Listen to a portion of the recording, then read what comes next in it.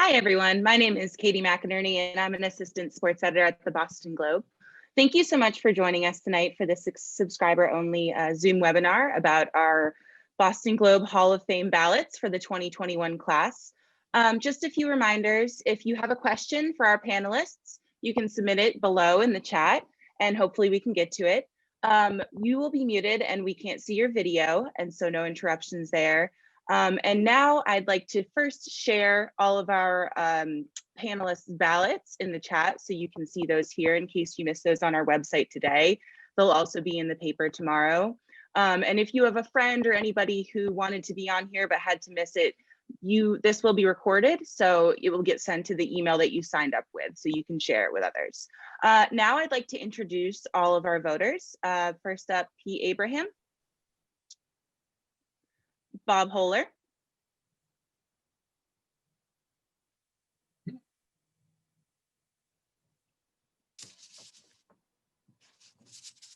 Here we are. Hi, everybody.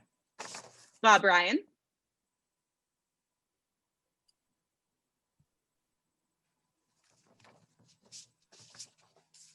There you go. Dan Shaughnessy, Michael Silverman, and Tara Sullivan. So thanks so much, everybody, for hopping on tonight to talk about this. And I figure we should just dive right in. I know that there's already been plenty of debate over who might make it in this year. And one of the biggest questions that we had submitted during the sign up here was about Curt Schilling, who, of course, put himself into the news last week with his tweet about the incident at the US Capitol. And so there's plenty to talk about here. So we'll get right into it. The first thing that I wanted to point out here is that 5 of our 6 voters did choose to put him in the Hall of Fame. And right now he's tracking around 74.3% according to that fantastic Baseball Hall of Fame tracker. And so it looks like, he has pretty good odds of getting in this year. And Pete, I wanted to throw it to you first. If you could explain why you decided to vote for Curt Schilling. Well, I voted for him every time he's been on the ballot. And the way I look at it, when you look at his career, especially his postseason record, he is deserving of being in the Hall of Fame.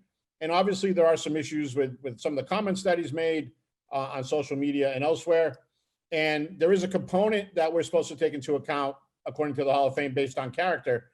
But it specifically says during a player's career, and Curt's been retired for a long time now. So I choose to look at what he did when he was on the mound.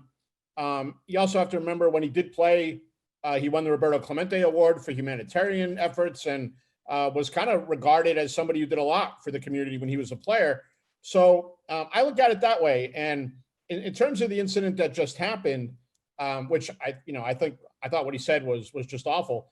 It happened after the ballots had to already be in. We had to have our ballots postmarked by December 31st, and there's no mechanism to go back and change your ballot. So that was something that none of us could really count that, could put into our factors. So. Would you have changed your ballot had you had the opportunity? I think I would have put a lot of thought into it. I don't know what I would have ultimately decided, but yeah, that's, what he said certainly crosses the line when you're talking about democracy and the future of the country.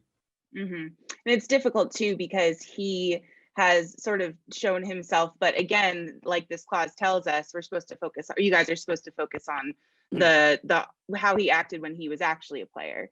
Now, Dan, you had a bit of a different take. You didn't think that his numbers really matched up to the Hall of Fame caliber pitcher. Is that right?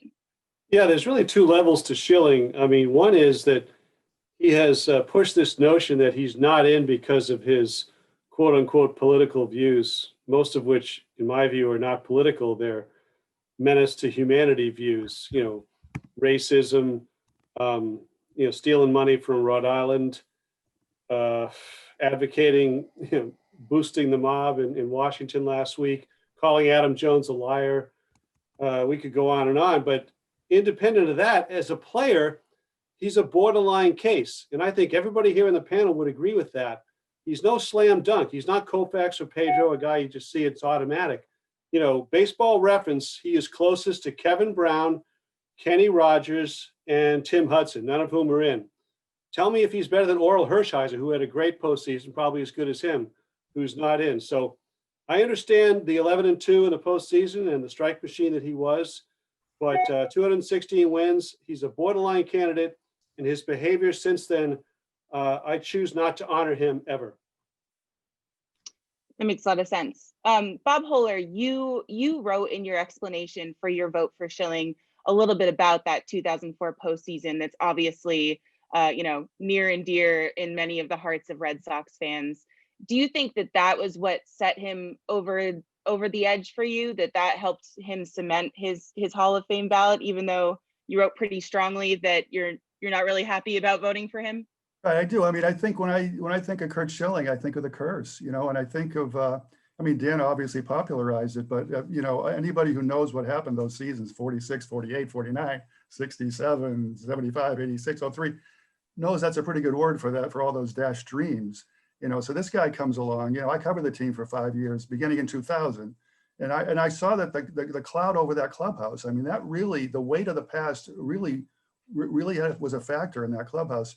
Going into that 2003 with that great team, those playoffs, those guys, there were guys in that team who really were afraid that they were going to be the next one who messed up in a big moment. It would go down in history as part of the curse. And, then Schilling comes along and he has the nerve to say, I'm gonna break this whole thing up. And, and you remember that F-150 commercial, the Ford commercial, he's out there in the Arizona desert reading the Globe sports section, and when he's hitchhiking and he tells the guy, I'm going to Boston to break the curse.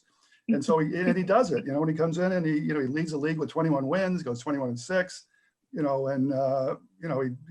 does in the postseason what no other pitcher would probably do, which is, pitch with a torn ankle tendon. We know the crazy surgeries, and we know the rest, the bloody sock and the broken curse. So that was the pinnacle of his career, and it was an amazing thing to witness. At the same time, it's just, for the first 8 years I voted for him, and I was able to overlook a lot of that stuff. All his antics, his post-career antics. This one really hit home for me because I was, in part like it did for everybody, but during the 90s, I was in the Globe's Washington Bureau, and I had a desk in that Capitol building, and I never could have imagined seeing what happened that day, that despicable spectacle that unfolded last week. And I never could have imagined when the first time I met him 17 years ago that this was going to become the person he would become. But he is. I voted for the pitcher and not the person, and I'm not proud of it, but there you go.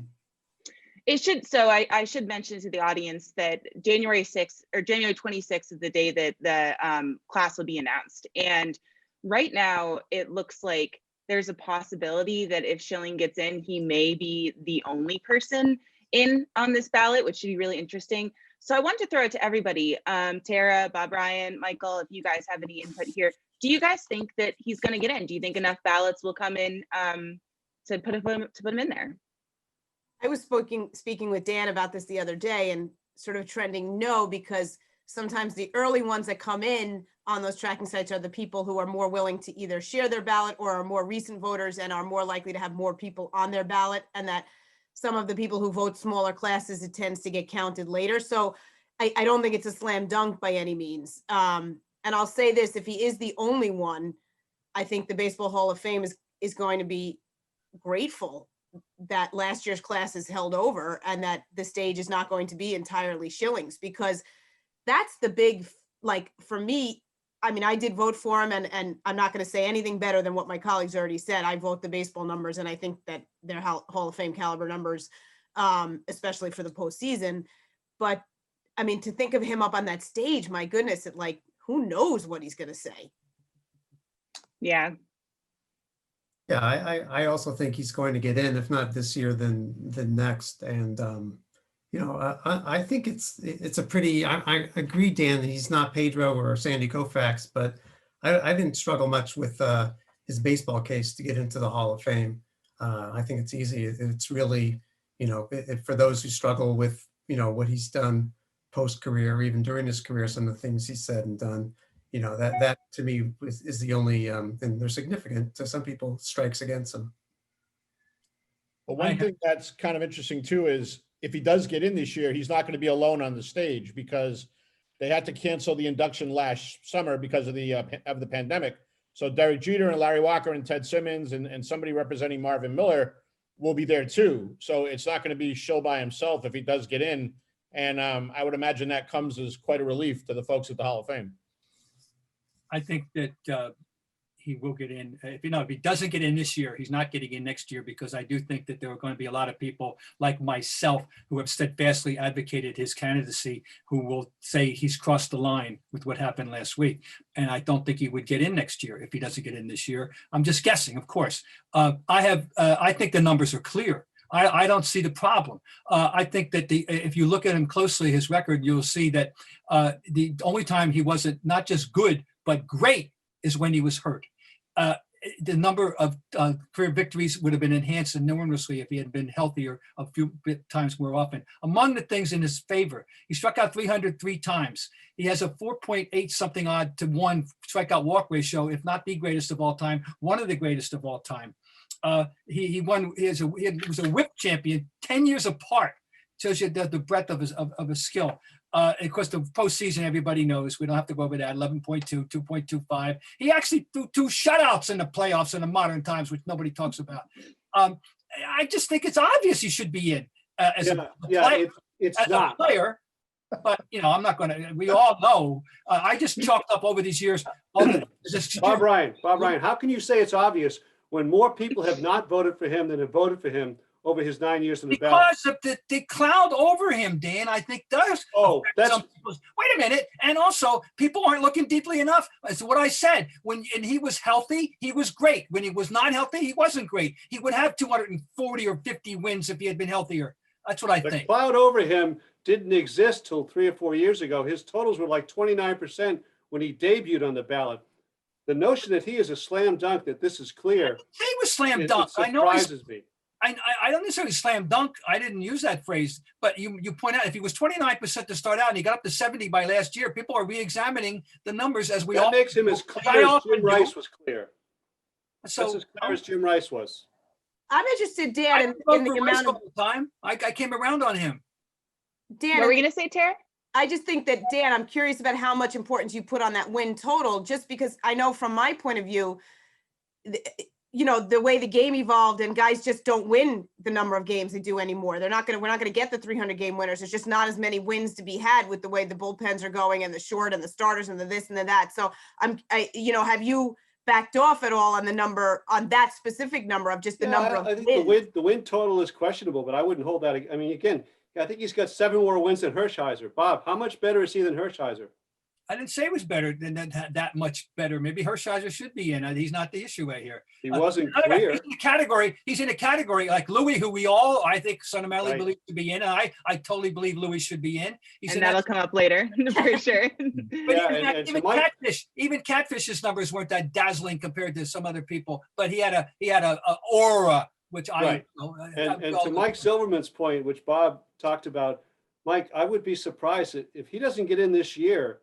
I agree with Bob. I think what just happened really works against him in a big way next year. To me, it's now or never for him. Yep. And I'm telling you, and Pete could speak to this better than anybody else, a guy who is at 74% with 1/3 of the vote tabulated, those things never go up. I think it's not going to happen. I've never seen a guy go north after 1/3 of the votes have been tabulated in those trackings. I think also people realize that, if guys don't get in for the first 9 or 10 years, I mean, there are first ballot Hall of Famers, right? We know who they are. First ballot, they get in. They're the real deal.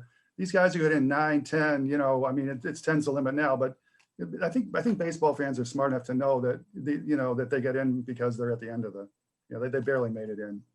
So that's actually a great segue into the next question I wanted to ask. Good. Which keep it up, guys. If this is more or less controversial, who knows? But Barry Bonds, Roger Clemens, and the steroid wall. This is another one that a lot of our subscribers are really curious about. And those are 2 guys who are in the 9th year on the ballot, who are inching towards there. They're both, according to that tracker, they are both over 70%, but just by a hair, with 1/3 of the ballots in. So Bob Ryan, you are still on the wall. You're not going to vote for the guys who have been, who we know have used PEDs.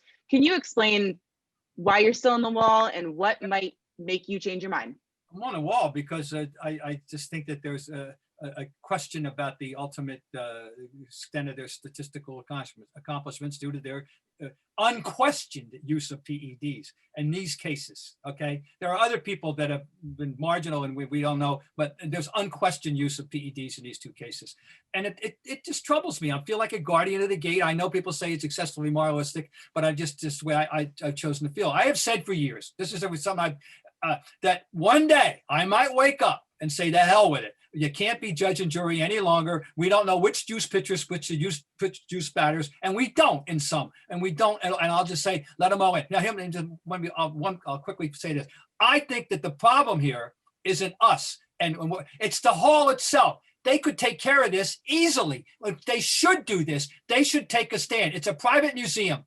It's not the arm of organized baseball. It's a private museum. They should say, look, we know there was an era in which there was an infestation of PEDs. We have demanded, or we have decreed to our voters that they are to strictly judge people only on the merits of the numbers and nothing else. And then I will vote them in. I'll pick them both up at the airport. But why don't they do that and take the problem off and stop making it our problem? Just tell us what to do. Exactly. I mean, Tara, you have a really good reasoning on this, on what the hall has done to make you decide to vote for these guys. Yeah, I love hearing what Bob's saying, like standing on the wall, because I always thought I would be there, right? I really always wanted to get to that where I'd have the Hall of Fame vote. It's such a privilege. It's an honor. And I thought, no way, I'm not going to reward the guys who are known PED users. And then, and kind of reward that steroid era. And then what happened? Baseball put Bud Selig in. And to me, that just opened the gates, because that's the guy who oversaw the whole era.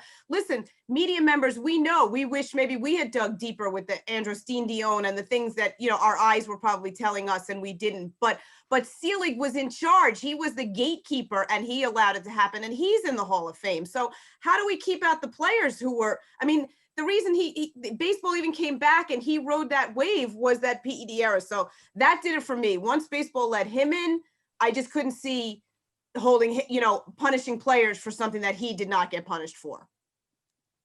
That's a really good point. Pete, Bob Holer, Mike Silverman, you guys have anything to add here?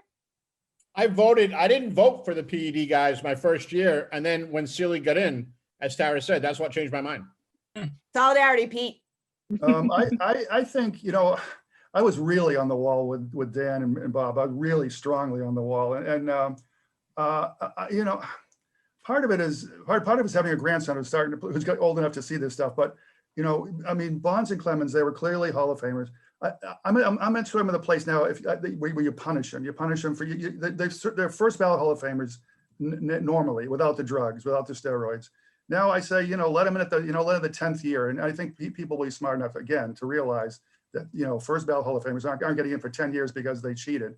And, but still they have these great records and should be recognized somewhere. It's all fuzzy. It's all stinks, this whole character thing.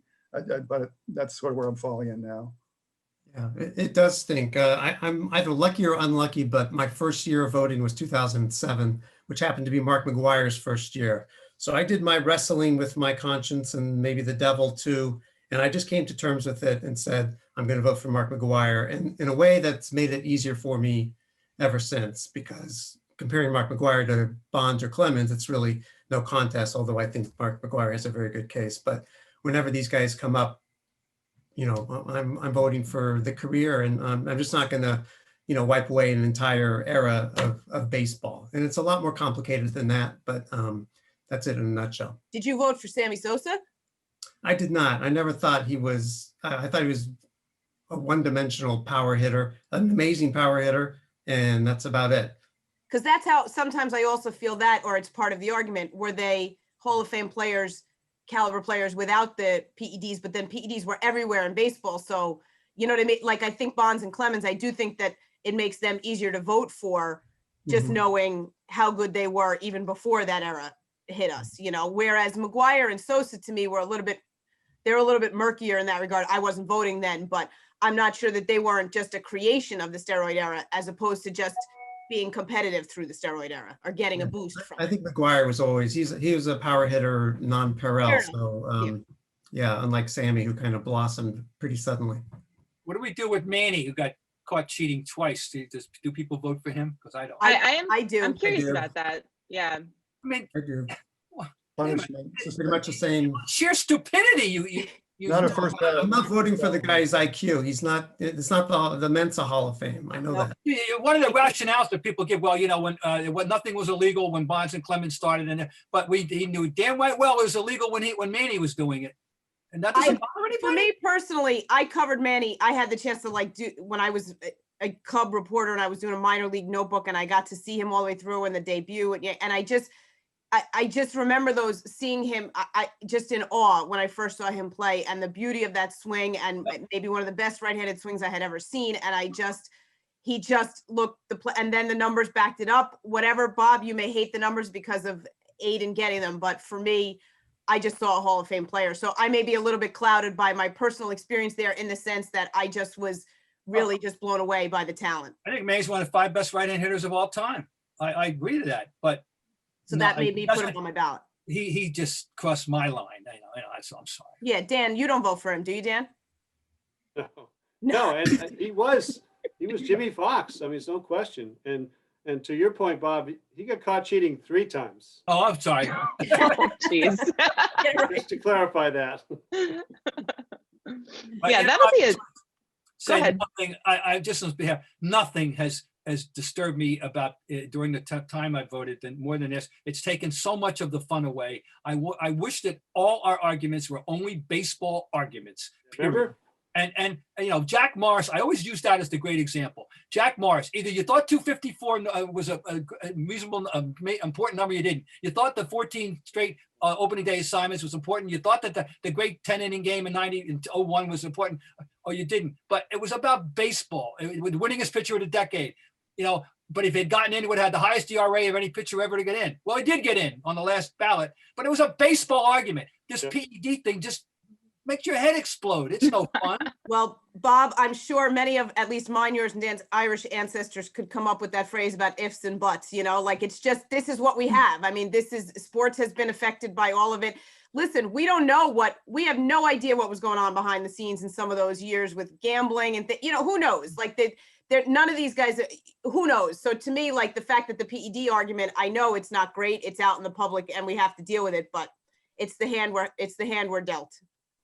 Yeah, that's a good another good segue, because the next thing that I wanted to talk about that we're sort of dancing around too is this character clause that I have learned. I've heard more about this in the past week in context of Schilling than I think I have at all before when reading about the Hall of Fame.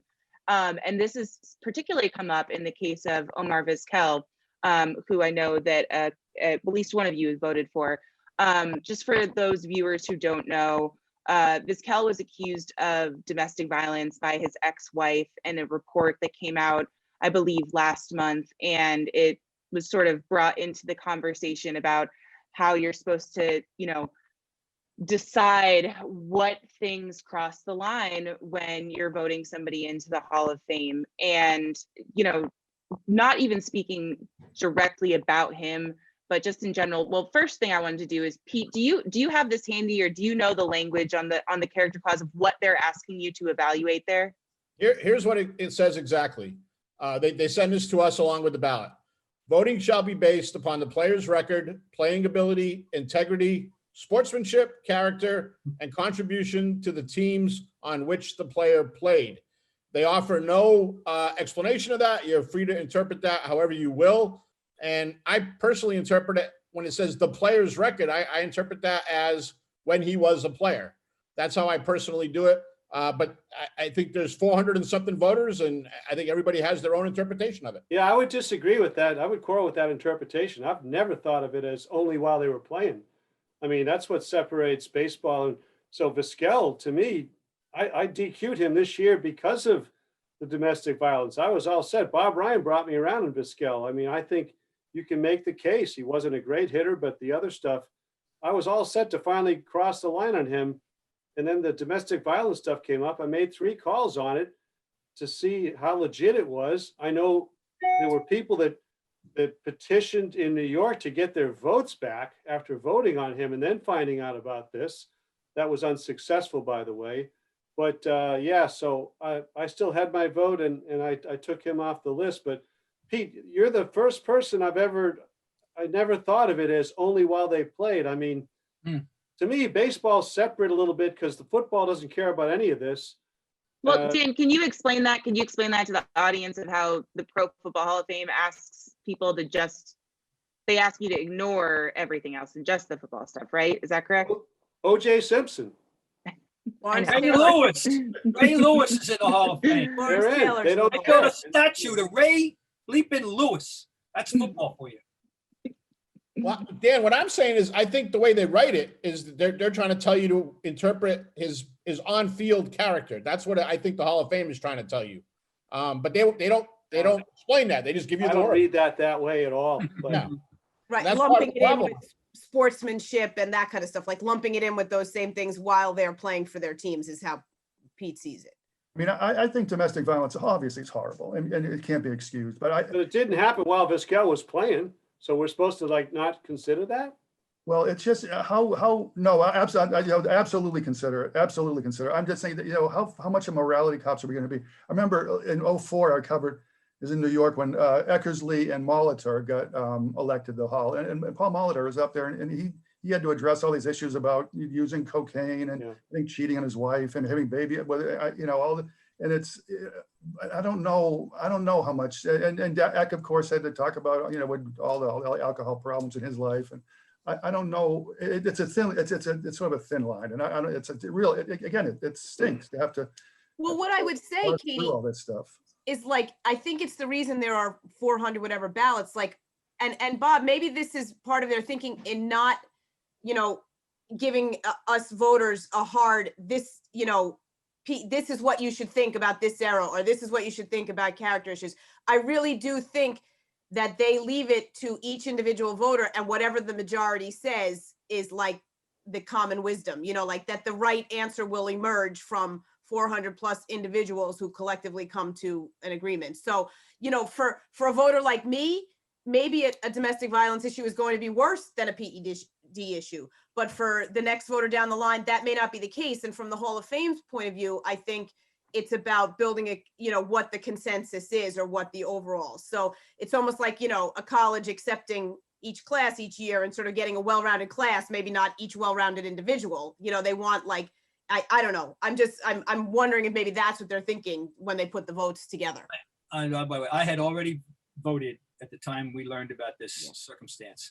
And I have been voting for him since he's been on the ballot. And as Dan said, I'm very strong. I think he's a very good candidate. All right. But not top of the line candidate, definitely a good borderline candidate. I'm deeply troubled by it. And my position now is I pray to God he doesn't get elected, and then we don't have to worry about it. and then I don't have to worry about it because I have had serious second thoughts on this matter. This troubles me greatly. And so I'm just hoping he's not going to get in. I mean, I'm 99.5% certain, and then I can sleep better. I don't want him to get in now. I'm glad I never voted for him. So I'm not sure how I would have handled it this year. So I didn't vote for him either. At the risk of incurring Mr. Ryan's wrath, I don't think he was a good enough hitter. Well, he sneaked in 2,800 hits when we weren't looking. I know, I mean, somehow that always surprises people, Pete. Yeah, He did 2,800 hits when we weren't looking. I mean, I know he played for 5 million years till he was Yeah. 45, which is one of the things in his favor, by the way, playing a viable shortstop at 45, 11 silver, 11 gold gloves. But he did have 2,800 hits. He scored 100 runs twice. He scored 80 runs 10 times. He wasn't a complete offensive liability by any means. Actually led the league in sacrifice bunts 4 times. He was helping offense along the way. 2,800 hits. That means something. longevity. Yeah, it does. It's a That's stat the compiler argument. stat compiler. You can call that a stat compiler. But okay, anyway, I He- don't want him to baseball get in. I want to sleep well on the 27th, all right, or the night of the 26th. So I'm praying he won't get in. Yeah. I mean, that's the beauty of this whole thing is that we all, I think each of us has a different ballot. And I'm sure the hundreds of people who are on this call, they probably had different ballots too. I mean, yeah, I mean, how do you explain the guy who didn't even put Jeter on his ballot at all last year, whoever that was? I mean, what was that? Was that a character? We never found out who that was either, right? That guy No. never revealed I don't himself. think One so. guy, one guy. We're gonna have to take O'Connell out for a drink and find out who it was. Yeah. Well, you got to let us know then. 75% is such a high bar to clear that I think usually, believe it or not, I think the writers get it right. I don't think there's anyone who the writers voted for who got in there who doesn't really belong. Oh, I no, can quibble with the Veterans Committee, but What do you guys think? Have the writers missed on anyone? Oh, I mean, yeah, we all have our druthers. We all have our people. But by and large, I totally agree with Michael. By and large, the writers have done an excellent job. The slippery slope was the Veterans Committee starting in the 40s with cronyism and all kinds. Go read Bill James's book. It's a definitive work on it. I learned a lot from it, and everybody should read it if they want to know how we got where we are. You know, people complain it's the Hall of Very Good. Yes, it is. It's not the Hall of Fame that from 1936. You know, and it's an interesting story. But you know, yeah, we all. I mean, I'd like to start all over. I'd like to start all over. Day one, we do it. Yeah, the cronyism has not stopped either. You just have to look at Harold Baines and understand that. Yeah, very good. Cronies are still What a flashpoint he is. He's the flashpoint of people looking at to denigrate the Hall of Fame, and I agree. He's the least worthy candidate of our time. There's a few others go back. I can tell you that Sure. you know, are that level in the 30s, from the 30s and 20s. Wasn't that long ago, but I can't, the fact that Jim Rice needed 15 years to get in was kind of unusual too. Am I wrong about that? Well, he's a borderline candidate. He had 376 home runs, and that was all he did. Was he was a power hitter, corner outfielder. Had a very short window, 10 years of greatness, like Tony Oliva power hitters. No slam dunk by any means. I mean, Bob knows this. You can go back to Dick Allen, Bobby Bonds. I mean, there's plenty of guys that equate with him that did not get in. I remember him getting triples, playing 162 games, you know. Well, 78, yeah, he had 15 triples. I mean, he was done when he was 35. It's one of the great years of our time, no question. But I didn't vote for him at first. I don't think the brevity in and of itself, Dan, is again. I mean, I don't, you know, I mean, Sandy Koufax is such a poll. It's a no-brainer. But that's interesting. Like that you didn't think the career was long enough. Where, you know, like it's just interesting on Vizquel's case. Like it was so long, it's a compiler, and then other guys, it's too short. Like you definitely have very strict standards. Again, 376 home runs for a corner outfielder is not much of a resume. Go look at Fred McGriff and a lot of other guys that never got close. I mean, it's like, he's lucky he's in. Yeah. You know, I think that this conversation in general just highlights the fact that people are much more passionate about who gets into the Baseball Hall of Fame than it feels with any of the other pro sports. And this is actually a question that we've gotten a couple times, and someone else submitted it again. Why do you guys think that is? And I will say that with, you know, here or there, I knew about the Baseball Hall of Fame, whatever. I had a chance to visit a couple years ago, and my first visit to Cooperstown, it was like, I finally got it. You know what I mean? Where I just like saw the entire atmosphere, and I could have spent 3 days walking through everything. And so it really changed it for me and like how much it matters. But I'm curious why you guys think it riles people up so much when we talk about who makes it into the Baseball Hall of Fame. And I just don't feel like we care as much with the Pro Football Hall of Fame, and especially the Basketball Hall of Fame. The only Hall of Fame of these four major sports, and you know, that doesn't need to precede with the sport. When you say Hall of Fame, it's baseball. Everything else needs hockey Hall of Fame, basketball Hall of Fame, football Hall of Fame. You don't need Hall of Fame. When you say Hall of Fame, it's baseball. Now that but it's generational too. I'm not sure that this will be the same in 2050. But it's got the most tradition. Baseball is the most tradition. It's, you know, we go back to the mid 19th century. No other sport. I mean, the NBA was formed in 46, the NHL in 24, the NFL in 20. It's got history, but it is the only one. Think about that. When you say Hall of Fame, it's automatically you mean baseball. You don't have to preface it.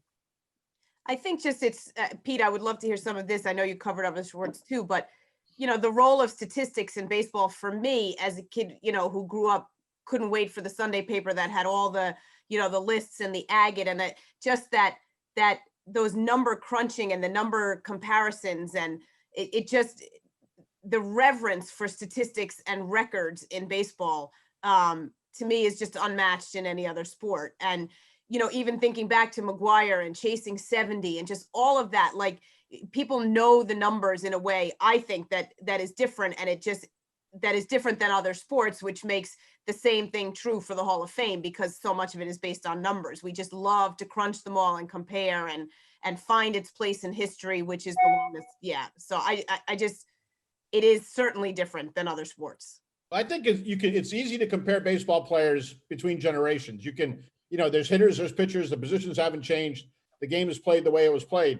And I think a lot of people can form an opinion on a baseball player without necessarily being an expert about baseball, where in football and hockey, that's more difficult because I don't know how much the average person can say, well, I've evaluated every guard in this class. And I've decided who the Hall of Fame guard should be in the Football Hall of Fame, or a point guard or a defenseman in hockey.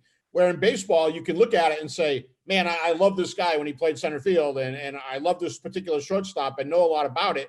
And fans see so much baseball, 162 games a year. And I just think it's hard to run into a sports fan who doesn't have a hard opinion on the Hall of Fame. Yeah, I don't dispute any of this. This is Baseball Hall of Fame is the gold standard, but I also hope baseball and the Hall of Fame don't rest on their laurels. I mean, look at the 7 of us, and I don't know how many of the 600 or so people listening in, how many of them are millennials? How many of them are teenagers?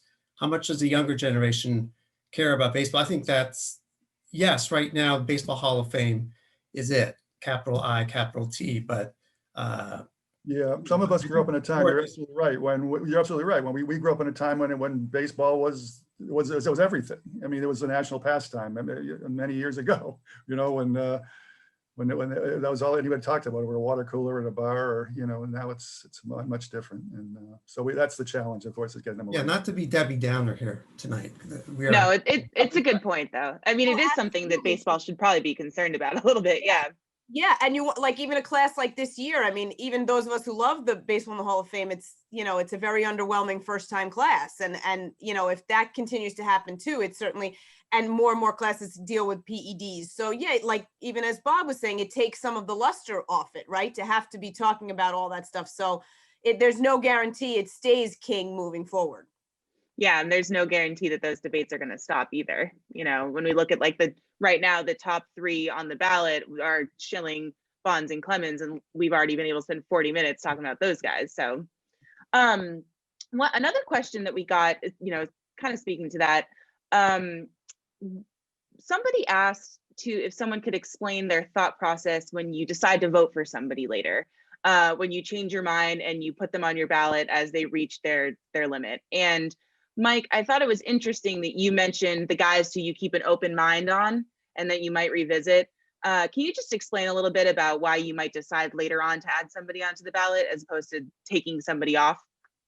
Yeah, well, there's nothing really, I don't have a something on my office wall saying, how I'm going to vote each year, but I just try to be consistent and keep an open mind. And the consistency part is where I don't think I've ever voted for someone and then later taken them off. It's like, you're in my mind, and then I just keep voting for them. And then there have been some times where I've just decided after a longer look or just talking to more people, where I think Dan said you got convinced by Bob to vote for Vizquel, then, I'm going to keep an open mind and take a look at some of these bubble guys in my mind, guys like Sheffield or Todd Helton, Billy Wagner, Andrew Jones. Those 4 come to mind as guys where, if it's really if they're getting close to getting in, their numbers keep growing, and I take, a different look at it, or someone, says, hey, Mike, why don't you take a look at this? I want to keep an open mind. I don't want to just say, nope, I'm done. They're dead to me, but I will continue to vote for the guys I voted for. And then, I might add some other guys I left off. So that's kind of the way I approach it. I've never understood that question, and why people can't get it in their head. You can change your mind. You do further research. You reevaluate. You think that, this is more important than I realized about this guy's career. You can never do too much research. That's all. And so I don't see why that's a big deal. You're allowed to change it. And I'm with Michael. I have never rescinded a vote. Although now this Vizquel thing might mean that next year I might have to, maybe, so because he's going to stay on the ballot. The only way you can lose the ballot, 5%. If you don't get 5% vote, you're off the ballot. He's going to have that. So, but no, why is that so complicated? I don't understand people with that one. Of course, do further research to change your mind. Weren't we allowed to change our mind? Well, the other thing is we've learned more about statistics, right? We know on base percentage is better than batting average. You know, we know a pitcher's win is not exactly what it signifies how good he was in that game. So I think we've learned how to better evaluate players statistically, and that helps. Exhibit A of our of the last month, Dick Allen. He should be in. I wouldn't have voted for him at the time. But now we didn't even talk about OPS then. This is very elementary, but we didn't. And in his time, you look at his record in the light of the new examination of what the statistical things matter and our growing sophistication about the game. And I'm embarrassed that if I had any opportunity, I don't vote for him. I didn't vote for him. So yeah, you're totally right, Pete. We have different tools available to examine records now that we didn't in the past. Do you guys ask around to find out what other writers are doing? Like, I mean, it sounds like Dan, you and Bob had obviously talked at length, but did you guys try to get a feel of who might get in? Well, I ask around to, guys I didn't see as much. I remember, and to Mike's point, I voted for Garvey the first year he was on the ballot because, I covered the American League most of my life, but Garvey was always this guy. He'd kill it at the All-Star games and the World Series, played every game. And National League guys told me, no, he's not quite there. And he was one I went backwards on. I voted for Garvey and then I didn't. And that was one of the reasons. And I kind of got sold on Jeff Kent this year, which I never thought I would do. But geez, I looked it up and I mean, I didn't see him every day, but he was an MVP, got more homers and RBIs than any second baseman in history, 5-time All-Star. Why isn't he getting more votes? So I came around on Jeff Kent. So yeah, talking to other writers, I find very helpful. Yeah, I never covered Scott Rowland, and I remember asking some National League guys for help on him, and I've been voting for him. Do you guys ever, oh, go ahead. Well, I was going to say last year, after Nick died, Nick Cafardo, our dear friend of everybody, I thought, well, he was a much more important guy than I am in this. He's dedicated his life to baseball. I parachuted in that once in a while since I stopped. I thought, maybe I'll just let him. I'll do my ballot, dedicate it to him, and it didn't quite make sense, especially because I couldn't support everybody on that ballot. But I did go back and look at everything that he'd done and everything that he'd written about and why he voted the way he did, and that did influence my decision to drop my opposition to Clemens and Bonds last year. Was trying to, just seeing that, maybe after 8 or 9 years, it was enough time to punish them, and my vote didn't support them. So that I didn't talk to him directly, but he influenced my vote last year. Do you ever hear from like anybody from the players camp, whether it's like an agent or a rep or anyone where they're lobbying? This is a question a lot of people got. If you can't answer it because, someone's been bugging you about it, then that's fine. But I am curious, do players lobby to get in? I have Or not if the ones that, years, so. yeah, I've the ones never that gotten, are in. Nothing. What happens is that teams, I've gotten emails from teams supporting, like I think it was the Rockies supporting Larry Walker, a ton of emails for your consideration. Like I'm a Academy Award voter. For your consideration, Michael, here's all of Larry Walker's stats. So, but never from agents, never from players. And, writers don't lobby writers. I think writers will lean on writers, but. I can tell you this, I try to get to the hall every year now that I can and talk to those guys, the Hall of Famers. They tend to be a small hall mentality. They don't want everybody in. And the New York guys will tell you that Tom Seaver would tell them, keep sending us class X, and that's something I haven't forgotten with the Hall of Famers. I've talked to Randy Johnson about Schilling.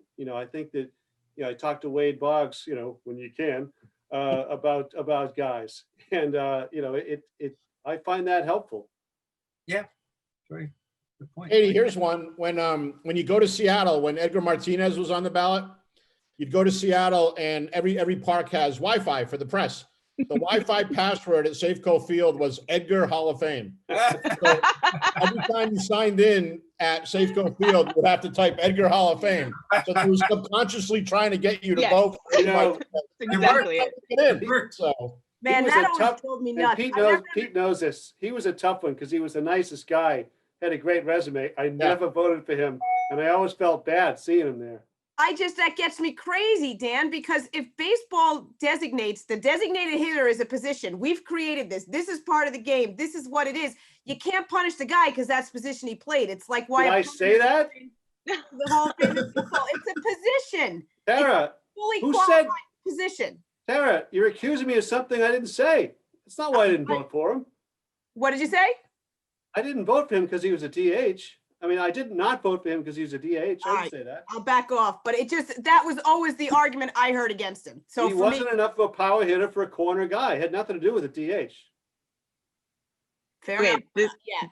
I'd like some more DH. Mike Silverman, It's- Pedro said he was the toughest guy he ever faced. Is that correct? Edgar Martinez? I remember him saying that to a bunch of us one But day. to be quite honest, depending when you ask Pedro, there'd be different candidates Yeah. for that. Yeah, Edgar Martinez, Derek Jeter was on that list too, Gary Sheffield. So, See yeah, what I'm this sure he's in is? the top three.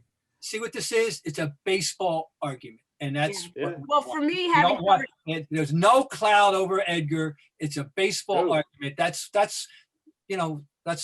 what it should be always. And sadly, it isn't. it's not. Yeah, because for me, having covered the Yankees for so long, Edgar was such a Yankee killer. I'm probably skewed even more in his direction because they just could never get him out. Well, he's in. You don't have to feel bad about it. I He's know. in. okay, this is talking about the DH. This is actually a perfect transition. Lots of people ask this question: will David Ortiz get in next year in his first ballot or his first year on the ballot? Yes. Yes. Yes. Yes. Probably. And does he deserve to get in his first year on the ballot? Do you think it's like a sentimental thing? I will say yes. You should get in. Absolutely.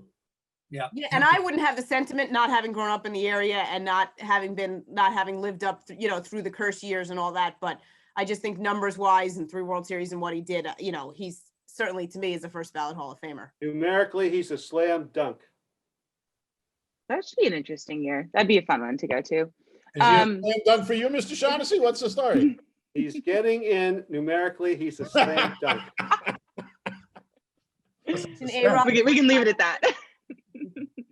A question that we got from a lot of readers, and this came up earlier, so I wanted to get back to it. Why is Louis Tiant not in the Hall of Fame? They want to know the why. Ignorance. I'm serious. Can you elaborate? Ignorance.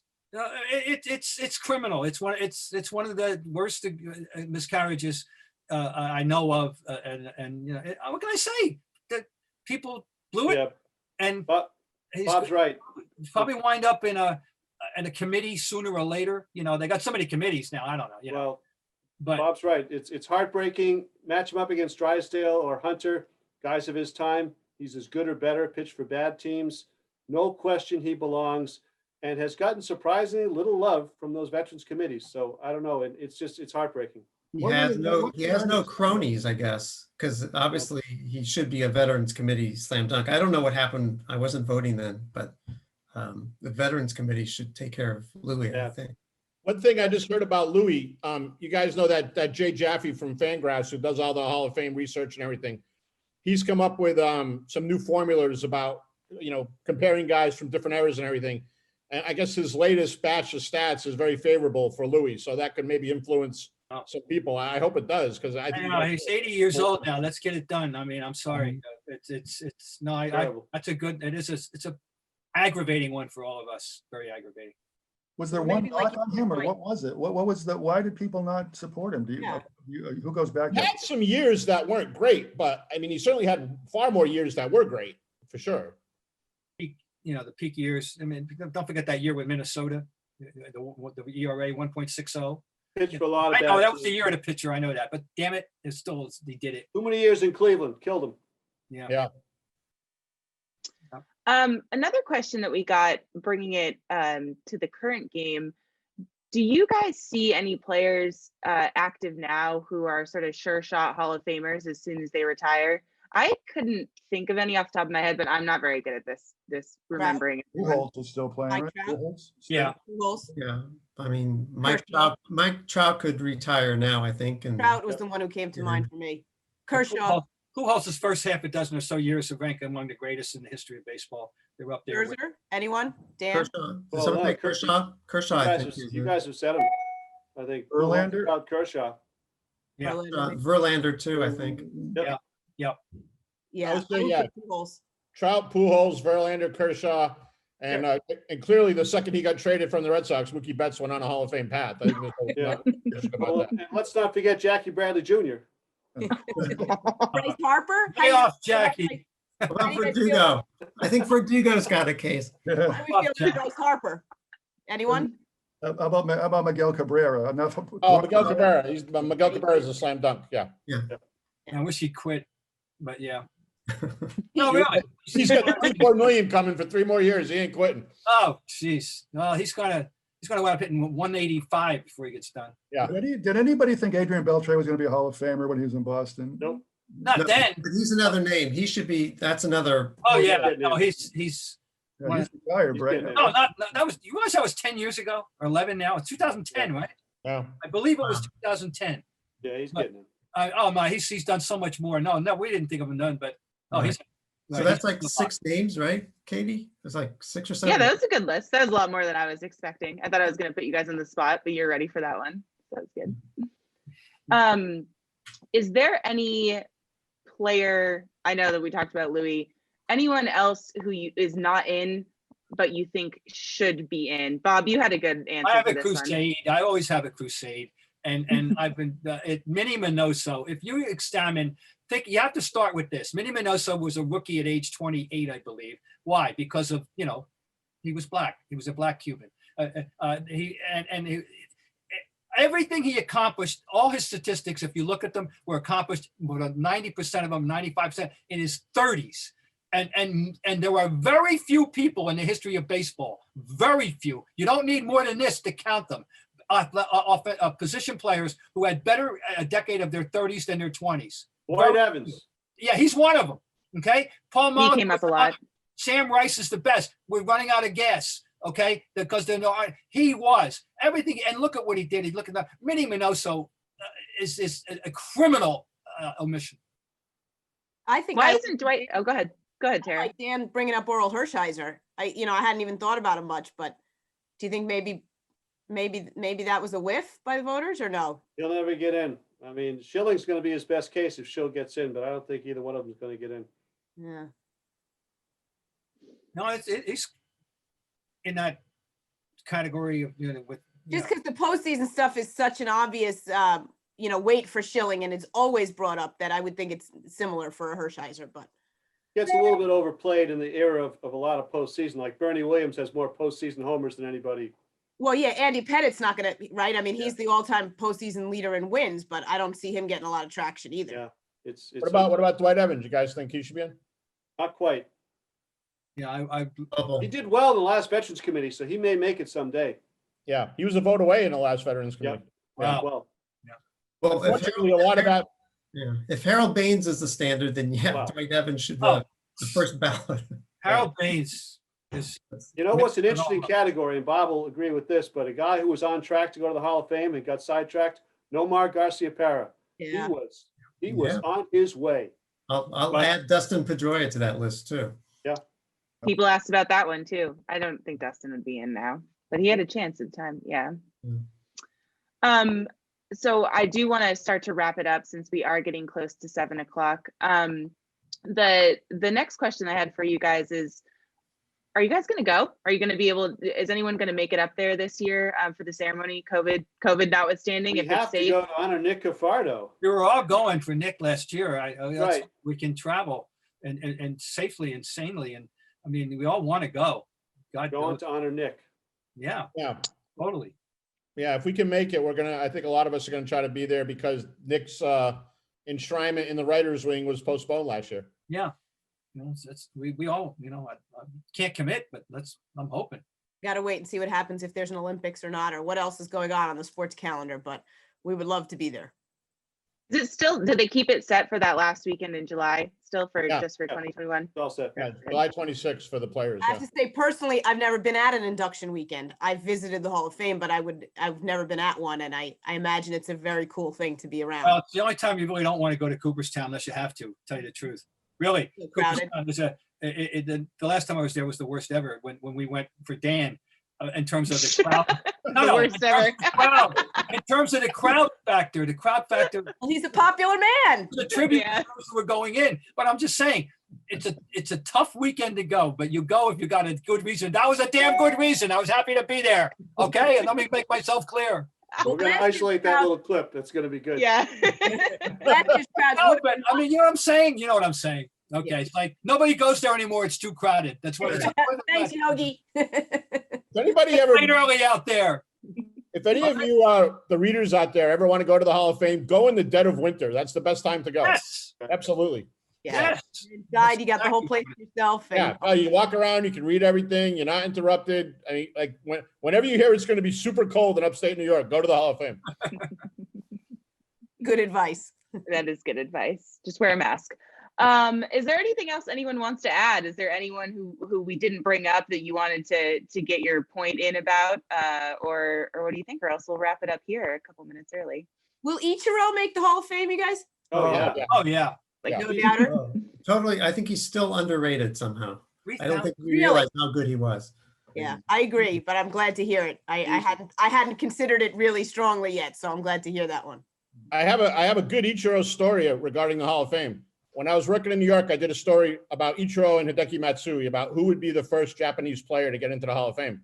And I tried to get an interview with Ichiro. It took a couple days, and he had an interpreter, and he was very engaged. He liked talking about the Hall of Fame. He's a huge follower of baseball history. And I didn't lay eyes on him again until like 2 months later when the Yankees went to Seattle.